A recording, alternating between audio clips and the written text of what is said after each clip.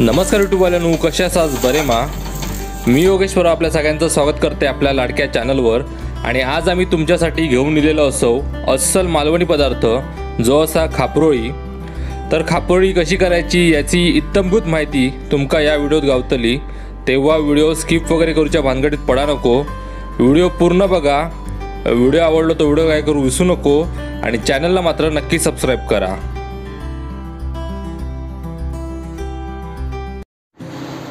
आज काय करतो आपण? खापरोळ करतला. ह्यो पण एक जुनो पदार्थ असा ना, एकदम जुनो पारंपरिक. आपल्या बऱ्याचशा सबस्क्रायबरने सांगितल्यानी खापरोळ दाखवा, तर आज त्याका योग गेलेलो असा खापरोळ दाखवतो म्हणून आम्ही दाखवतो. तर आणि पण लोकांनी आपल्याला सांगितलेले पदार्थ बनवू, पण ते आपण हळूहळू दाखवूया काय. होय, तर कोणी राग मानू नको. सगळ्यांचे पदार्थ आम्ही दाखवतलो, पण थोडं वेळ लागतो त्याका. तर ह्याका एक साहित्य काय काय लागतं तर सांगा ती. साहित्य हे 3 ग्लास तांदूळ होय ना, हे तांदूळ 3 ग्लास हे जाडे तांदूळ बाजारचे सुरई. होय ना, ते 3 ग्लास घेतलं. 3 ग्लास घेतलं. आणि 1 ग्लास काय होता? उडीद डाळ. उडीद डाळ त्याका. हा, हे 1 ग्लास उडीद डाळ घेतला बघा. हा, आणि त्याका अर्धो ग्लास होते चणा डाळ. चणा डाळ. आणि 2 चमचे मेथी द्यायला लागतली ना. 2 चमचे मेथी. हा, आणि उद्या हे धुवून झाल्यानंतर वाटतं ना धने आणि जिरा एवढा घालायचा. ते घालू काय ना वाटून. हा, आणि ह्या पीठ रात्री ठेवायचा. हा, म्हणजे आपण आंबोळे जसं करतो तसंच करायचा, पण जरा वेगळा. होय ना. हा, जरा वेगळा. आता आपण हे तांदूळ बिंदूळ सगळे व्यवस्थित स्वच्छ धुवून घेऊया आणि भिजत ठेवायचे. की संध्याकाळी मिक्सरला लावायचे आणि एकत्र करून ठेवायचे टोपात. होय ना. हा, आणि त्याच्यात मग उद्या सकाळी मग केव्हा 8 वाजता कर, 7 वाजता कर, केव्हा कर. ते म्हणजे ह्याच्या आणि खात कशावर आहे ते? नारळाचा रस लागतो. तो नारळाचा रस आम्ही दाखवलेलो असा शेवयात घालतो ना, तसंच रस लागतो. तेव्हा त्याची लिंक मी डिस्क्रिप्शन मध्ये देतलोय, तेव्हा तो रस तुम्ही बुक करा. आज आम्ही तुमका फक्त खापरोळ दाखवतो. अतिशय जुनो आणि पारंपरिक पदार्थ असा, आणि आईची ह्याच असा खासियतच असा ती. तर आता ह्या सगळं धुवून घेऊया ना. हे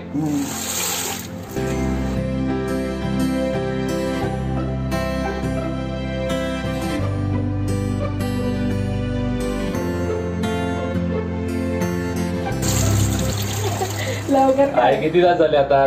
झाले 4-5 तास झाले. 4-5 तास झाले ना. हो, ते आता भिजलेत. हे बघा, आता पाणी आम्ही निथून घेतलं सगळा, आणि त्याचा मिक्सरला लावून घ्यायचे ना. हे मिक्सरला लावून त्याच्यात आता थोडे धने घालते आणि थोडा जिरा, आणि हे मिक्सरला लावून घ्यायचं. या पूर्ण किती घेतले होते धने? हे बघ 2 चमचे. ह्या प्रमाणात 2 चमचे बस ना. हे बघा. हा, जिरा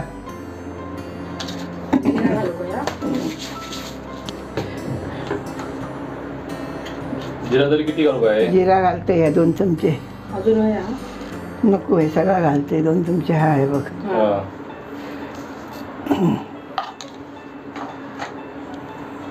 मिक्सरला लावून घ्यायचं ना. हा, हे आता मिक्सरला लावून घ्यायचं बारीक, आणि बाकीचा जरा जाडा. पण ह्या भिजवला तर नाही चालतं ना.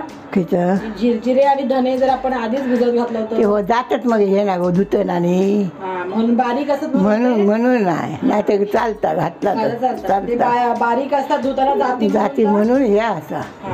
आता हे मिक्सरला लावून घ्यायचं. आपण डोशाचा लावतो तसाच ना.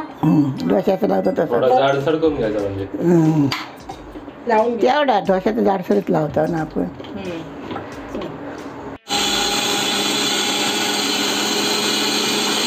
लावून घेतो ना मिक्सर. या लावून घेतला. एवढा बस बघा, एवढा बसा, एवढंच आहे ना. एवढं बरोबर आहे. हा, सरावासारखं आहे ना. आता सगळं लावून घेऊया. ह्या नको लाव आता परत. आणि आता ह्या एवढा जिरे आणि धने एवढाच घालायचा असा ना. सगळ्या आहे का तेवढाच? आता घातलो तेवढाच. प्रत्येक एका नाही घालायचा. नाही. आता मिक्स करून घ्यायचं ना. आता ते नुसतेच लावायचे. चालत. बाकी सगळं वाटून घेते. आता होत या बघा. हे उद्या सकाळी ताकद वाट बघू ना. हे सकाळी येते आंबोळ्यांसारखे देते ना. आंबोळ्यांसारखे. आधी कधी करायचं तुम्ही हे पदार्थ? आम्ही रात्री याचं ठेवायचा पीठ, आणि सकाळी चहा बरोबर नाश्ता. नाही खायच्या सणाक वगैरे असा करायचाच काय? सणाक म्हणजे नागपंचमी दिवस करीत काय काय जाणार तुकडे खापरोळे. कापरोळ रस कापरोळ हो म्हणजे आपण शेवयांका जो रस करतो तो तोच रस त्या रसाबरोबर खातो. त्याच रसाबरोबर पौष्टिक आहे हो ग गावठी सण. आणि सगळं लावून घेतोय आणि असं घट्ट सरस ठेवतो आता. होय होय. आई आता आपण मिक्सर लावून झाला ना सगळं मिश्रण? हा, या मिक्सरला लावून झाला. आता या पीठ ढवळून ठेवता. हळद घालायची हा आणि ढवळायचा आणि घट्टच पीठ ठेवायचा. हळदीमध्ये काय पिवळं रंग येतो ना गे? पिवळं रंग येता. जास्त पाणी घालायचं नाही ना? जास्त नाही पाणी. तर या काय असं मिक्स करू ना? कर मिसळ. किती घालायची हळद? हळद चिमूटभर टाकली. कलरसाठी हो असं जाडच ठेवायचं नाही? जाडात ठेवायचं. पाणी नाही घालायचं. नाही घालायचा. असे तरी वर ह्या पण नाही मारायचा. काय आपण चमच्याने ह्या करतो ना ढवळतो होता त्या पण नाही ढवळायचा. म्हणजे वर्षे काढून काढायचे. हा आणि त्यावर ढाकणं ठेवायचं. ह्या काय टोप बीप नाही तर ह्या ढाकणी ठेवायची बरोबर फुगा नाही तरी मग. नाही म्हणजे काढताना हलवायचं नाही असं म्हणतोस तू? नाही घालतो ना आपण की नाही तेव्हा ह्याला करतो की नाही आपण चमच्याने पातळ करतो ना असं बिडावर तसं नाही करायचं. अच्छा ओतायची अशी फक्त? हा फक्त ओतायचा. पण आपल्या आवडीनिवडीवर पण हा अगोदर आम्ही जाड करायची. जाड करा आणि ते काढलं कर असाच सोडलं. बुडून खाऊ काय नाही? बुडून खायचं आता म्हणजे बुडून खायचं. पहिल्यांदा भरपूर असायचं म्हणून. हो बघ हा बस बस येतला ना आपलं पीठ धुवून घाल ना धुवून घाल. जास्त घालतो. ह्या जास्त वर नाही ना होता. एक वत्यान सुद्धा जायचं गरम आणा ग बाबा. काय करू राहून द्या टोपात वरती वाडग्यात ठेवूया टोप नाही तर पराडीत म्हणजे पडला तर त्या वाडग्यात. त्याच्यात पडला तू गेला तर परत येत राहत खाली. हा म्हणून सांगते हय ठेव आणि त्यावर टोप ठेवूया. आणि आता भुतूर आणि काही घालूचं नाही ना झालं? आणि काय नाही उद्या सकाळी मीठ घालायचं. उद्या सकाळी मीठ घालायचं ढवळायचं आणि घेवर पिठावर काढायचे. आणि किती तास ठेवू काय पीठ येऊसाठी? येऊसाठी आता ठेवला ना सकाळी घेतला 7 हे पडलं तर 6 वाजता पण येत. म्हणजे किती 8 ते 10 येतात.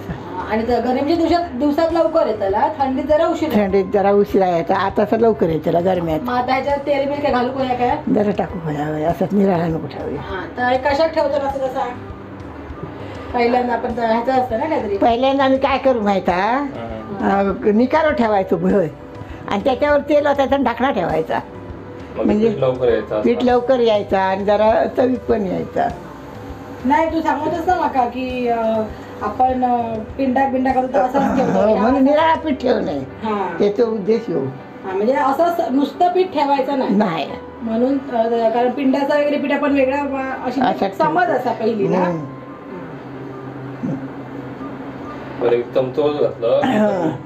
चमचो बस बस झालं म्हणजे फक्त असाच ठेवू नये म्हणून. हे तर ढाकणं आता काय ठेवाय बाबा ठेवतोय मी आणि परात ठेव. हात धुवून ये तू. या धुवून ठेवतोय. असं नको असा ठेवूया म्हणजे पीठ वरती फुगाडीला तर ह्या का लागूचं नाही.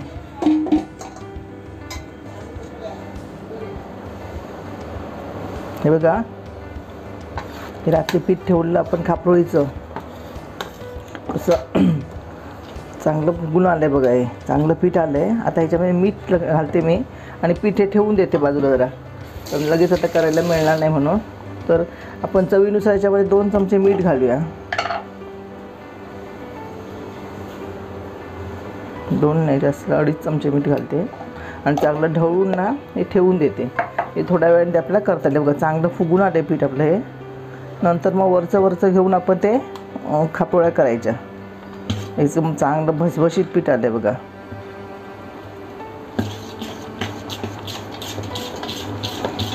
आता मीठ घालून चांगलं ढवळलं ना की ते खाली बसणार. मग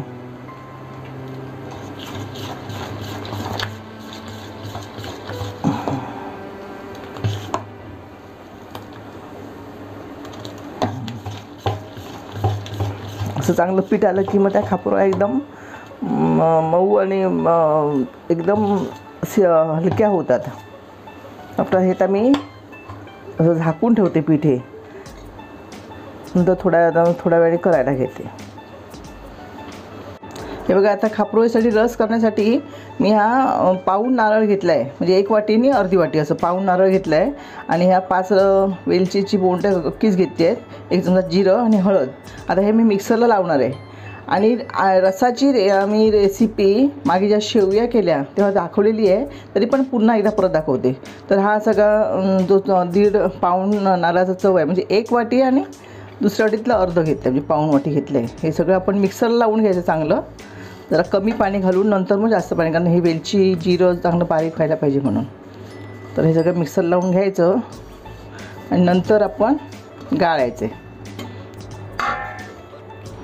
पाणी थोडंच घालणार आहे, कारण ती वेलची पण बारीक व्हायला पाहिजे. शक्यतो मी काय करते माहिती आहे, वेलचीची पूड घालते, पण आज तुम्हाला अख्खी वेलचीच घेऊन दाखवते. 5 वेलची असं बस होतात त्याला. आणि कमी पडला तर आपण पावडर घालायची. तर आता मी हे मिक्सरला लावते.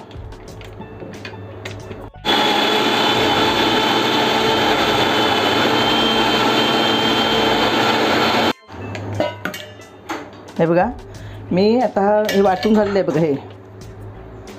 हे बघतं, हे चांगलं असं वाटून घ्यायचं. आणि ही गाळण्यासाठी ही पाणी गाळण्याची चाळणी असते बघा, ही अशी ही डबल असते आणि एकदम बारीक आहे. हे बारीक असल्यामुळे काय होतं, फक्त रसच खाली पडणार आहे. ह्याचा नारळाचा हा जो चोथा आहे किसलेला आपण, तो काही खाली पडणार नाही आहे. तर ह्याच्यात आधी भरपूर पाणी घालणार आहे, 1-1.5 ग्लास. आणि नंतर मग आपण ह्या चाळणीवरती गाळून घ्यायचे.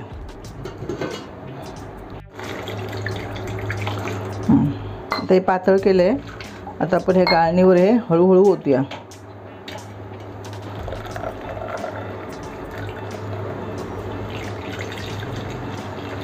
हे बघा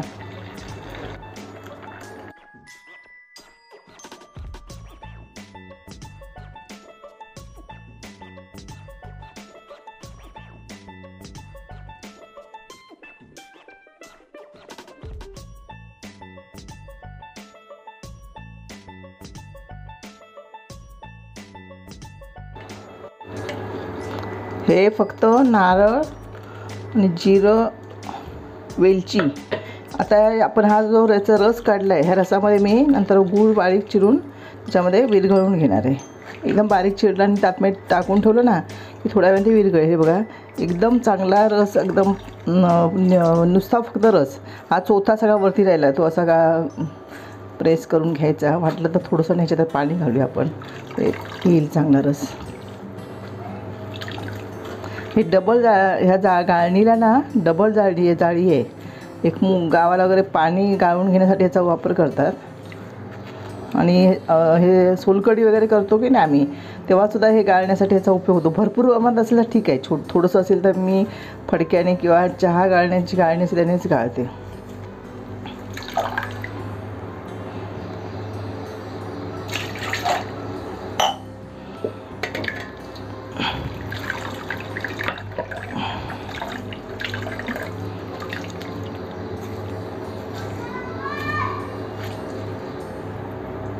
बघा हा चोथा असा शिल्लक राहतो फक्त.